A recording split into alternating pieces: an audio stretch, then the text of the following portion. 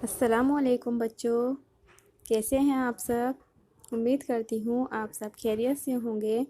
तो बच्चों, हमने अपनी पिछली दर्जा में हुर्फ़ तहजी याद की, उसको अपनी कॉपी में लिखा।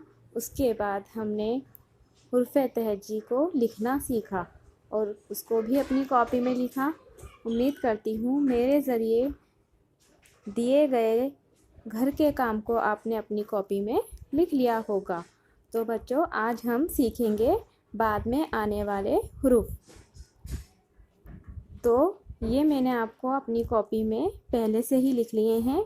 आपको पहले इनको सीखना है और फिर सीखने के बाद इसको अपनी कॉपी में लिखना है। तो सबसे पहले बच्चों, मैं आपको बता दूं, अलिफ। अलिफ के बाद हम क्या लिखते हैं? बे। क्या आता है अलिफ के बाद में? बे। उसके बाद मैंने लिखा है टे। टे के बाद क्या आता है बच्चों?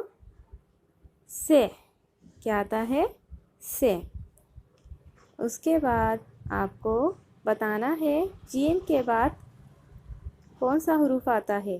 तो जीम के बाद आता है बच्चों चे। फिर उसके बाद मैंने लिखा है दाल। दाल के बाद कौन सा हुरूफ आता है? डाल। फिर बच्चों मैंने लिखा है रे। रे के बाद कौन सा हुरूफ आएगा? रे। फिर लिखा है मैंने सीन। सीन के बाद क्या आता है बच्चों? शीन। फिर मैंने लिखा तोए। तोए के बाद कौन सा हुरूफ आएगा? जोए। फिर फे। फे के बाद कौन सा हुरूफ आता है बच्चों? काफ। क्या लिखना है आपको? फे के बाद में काफ। फिर आपको लिखना है, लिखा हुआ है लाम। लाम के बाद क्या आता है? मीम। कौन सा हुरूफ लिखना है? मीम। उसके बाद मैंने लिखी है या। या के बाद में आती है बेटा बड़ी या।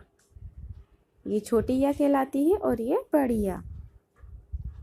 तो बच्चों, आपको ये हुरूफ, बाद में आने वाले हुरूफ अपनी कॉपी में लिखने हैं।